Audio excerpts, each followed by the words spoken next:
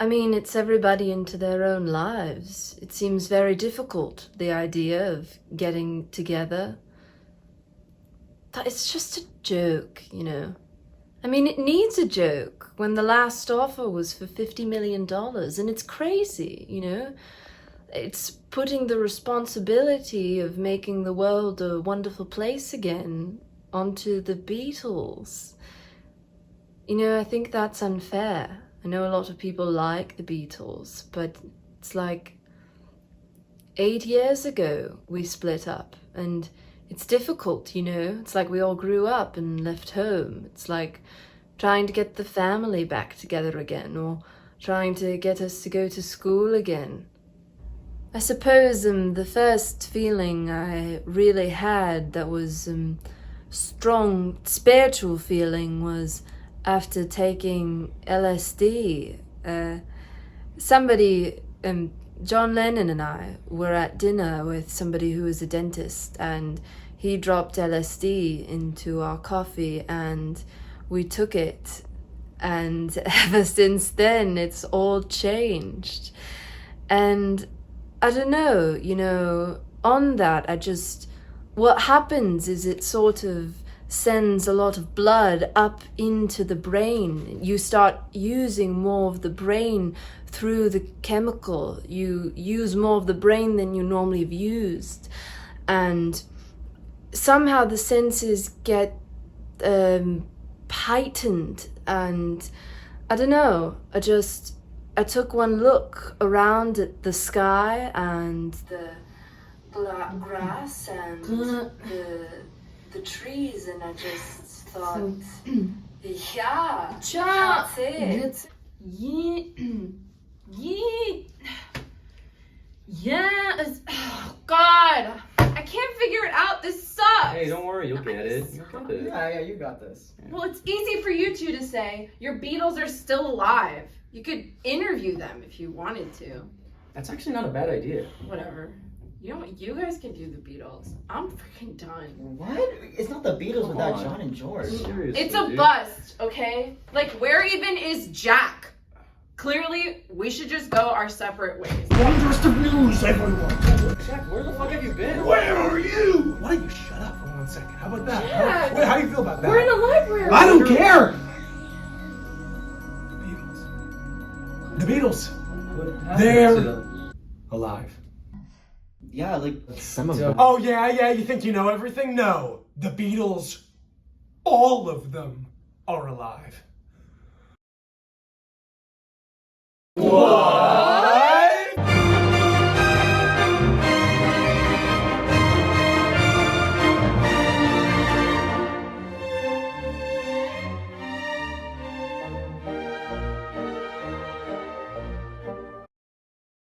If I'm talking, for instance, about Eleanor Rigby, the song, I know where I got this idea of sort of lonely old ladies, so I can go into that explanation. And it's funny, I was just in Liverpool, just set up there for the weekend, and you know we passed by the place of the first lonely old lady where she lived, and you know, I used to just go and see her and said, if you need anything, just, you know, and I was a Boy Scout, so I was doing my good deed. And, you know, I got to like her a lot. And the conversation was just thrilling because she talked to me about crystal radio sets. And I said, what's that? And she, here it is. And just the depth of our experience was fascinating to me because she'd lived through the war and had a whole range of knowledge about subjects that I had not been exposed to. So, and even though she was a lonely old lady, I liked those people. I met a few more, and so Eleanor Rigby is sort of a composite of those people. 1, 2, 3, 4. 5. Can you go a little slower? Oh, yes. 1, 2, 3, 4, 5. Oh, I should get slower. So 1, 2, 3. Guys, my tummy really hurts. I gotta. 5. Yeah, I'll be right back. 7. 8. 9. 10. Okay, awesome. Thank you. So, last question. Where are John and George, Paul? What? We know they're alive, Paul. What is this? Hey, it's okay. Just tell us, Paul. Just tell us. You're not in trouble. Where are they, Paul? Where are they? What did you do? Nothing. It wasn't me. I didn't do anything. I swear.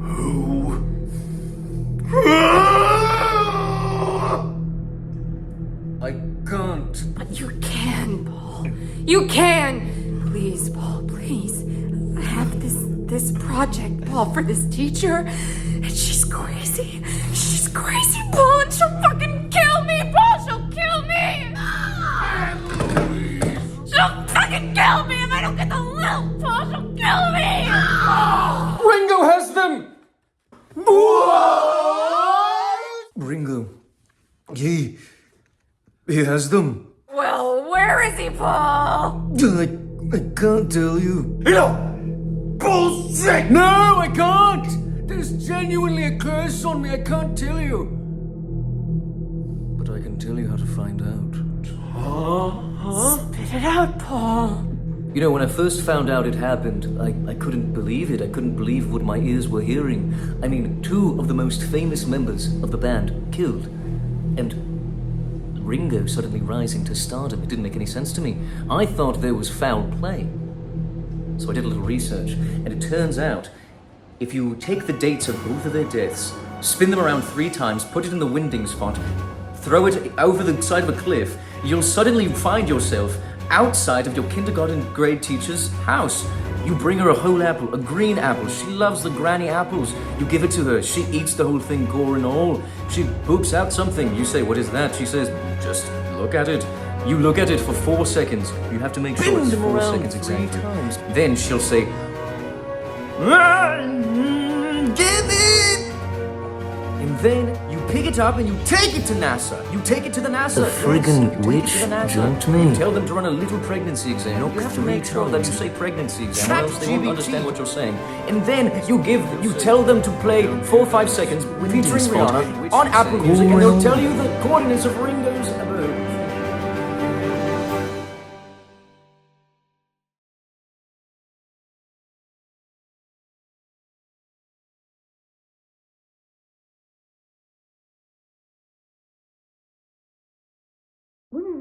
We need to do a pregnancy test. We don't need that. No, we don't need that here. I think you maybe do. Just wait 1 second. Just wait 1 second. Just wait 1 second.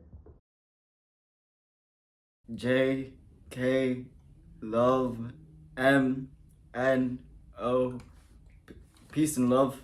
Can you go slower? Yeah. L Oh, M shit. I forgot. I have 12th night tech. O BRB. Q X Y Z. Okay, good. And thank you. Last question. Yes, of course. I'm Ringo Starr. Peace and love. Sure. So, where are they? What? We know you have them, you fucking bastard. What? I'm Ringo Starr. I don't have anyone but my drums. Peace and love. Paul told us everything, you fucking coward. Paul, what?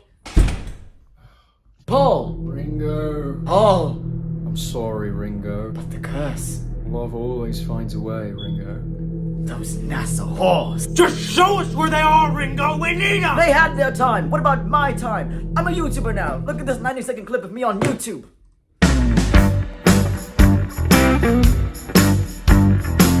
How has it been kind of, coming from being sort of a side man into, now you're pretty much a front man, and Yeah. that like I know you're big on drums, but how do you feel your respect for vocals come into comparison with that? Because when listening to the song that you had just previously mentioned in Teach Me to Tango, you have a few vocalists, and I was going to ask, what your take is on the power that is that instrument. I mean, I honestly believe that, in the band I was in that we all remember, John had this incredible voice. Besides being a writer, they were all good writers, and Paul was this man of many voices. I mean, I like to say they ruined my whole career, because I was a rock singer, and suddenly I'm singing, "In a town where I was born." They made me that guy. Now it's time to say goodnight. But, I love vocalists, and, we used to have them, the girls would come here, or, the boy vocalist, it doesn't matter which, and they can do harmonies. I'm not good at that. I have to find the note and stay on it. That's my problem, because I can wander off, real easy. So vocals is something I do. Or this is something I live. Right. Bang those damn drums, And I love them. I've loved them since I was 13, very ill in hospital. And it's all I wanted to play. I didn't want to play bass, piano. Later on, I wanted to be a barroom pianist. Wow. Because they played in those days. This is probably the day you were born, but in those days, there was a lot of great piano bars in Paris and all around the world, all over Europe, and they know 1,000 songs and just sing them away and be there all night. And I thought, man, that's got to be great. And anyway, I never got to it either because I wouldn't practice piano. Yeah, that's great and all, but we have a project to do! You don't understand, they made me that I was the fool of the group, the clown! Think about the good times. Think!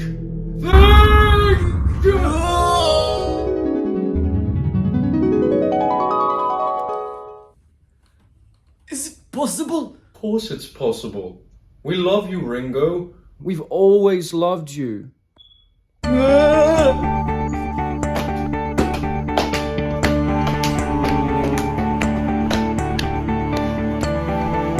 I'll show them to you. Come on.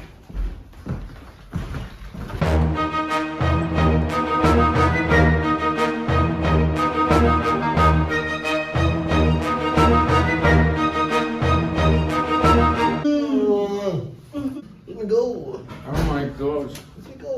My Beatles. My friends! I'm sorry, my friends. I'm free. George, can you ever forgive me? I forgive you. What? I've been meditating for 45 years. I have transcended. I no longer need to consume physical matter. I am fueled by peace and love and dance. Look at my dance. No longer am I preoccupied with trivial emotional matters like my best friend ever tying me up in his basement. I understand why you did it, and I love you for it. But John, it's a different story. Where am I? It's me, John. Who the hell are you? Who am I? Who's John? Who's John? Oh my god, he's forgotten everything! No! You're John Lennon of the Beatles! Where's the fucking Beatles? No! This will never work! No, I'll never get the lilt! Wait! I know it'll help. I think, yeah, there's something to the cycle thing. But I think if you apply the cycle idea to it, that's a cycle for everything, not just music, But it's snowballing, either just because of electricity or because of all the garbage everybody picks up, because we keep inventing things, right? So it does change, and it has cycles in a way. Like, I think the whole, whatever it is, the universe, it's a series of cycles. But the music has to change because they keep inventing new things. Like, films change, it's now video, so in that way it's different. But don't you know that in about 1988 there's going to be a group come out that is going to pick right back to the sound that you guys had in the since you're 15 years old, and all kinds of critics and all kinds of writers are going to say, wow, look at this, we've got this whole new sound that's reminiscent of the Beatles back in the 60s. They'll probably be playing grudge blobs and zap dungas, right? They'll have new instruments. Although rock and roll was brand new when it came out and excited everybody, it was sort of Their roots in blues and jazz, so in that way they would have their roots in 60s, 70s, and possibly even further back. But you can't say that rock and roll is like the 20s in music, although if you look for it, you can find out where it came from. And you can find out where Beatles music came from, or music came from. Just like Tuck, it has its history. Before we get into your immigration status, and we'll bring Mr. Wilds out at that time. Hooray! Hooray! And that is a controversy for you and people who would want you to stay in this country. You've been involved in some other mini controversies, like the time that you were on the cover of the album without any clothes on, and like the time that you and Yoko had everybody or invited people to come into the bedroom while you were there. We held a bed in for peace. A bed in for peace, exactly. Oh my God. I'm frickin' John Lennon. Oh my God. Oh, what a silly fool I've been. That damn witch. That witch making me believe I was the general manager of a Buca de Beppo. I've been here for years, stuffing myself with pasta and grain, putting tomato sauce in every hole and crevice, letting it seep out of me. Now I'm back. I can't wait to do my Zane Lowe interview for Apple Music Interviews. Oh, that witch, making me think I was somebody that I'm not. I'm John Lemon after all. John Lemon! Lennon! Indeed, John Lennon. I'm John Lennon. I'm just kidding, I'm George. Yay! Wow! Bazinga! The Beatles are back, baby. You know what we have to do now.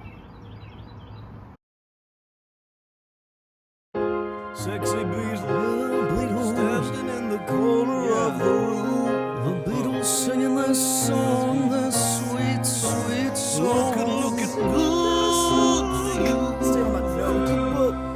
Think about the joyous. Think about the pain. Think about staring out the window and looking at some rain. I think about the laughter. I think about the sadness. I think about my enemies burning in hell in their ashes in my mattress. What about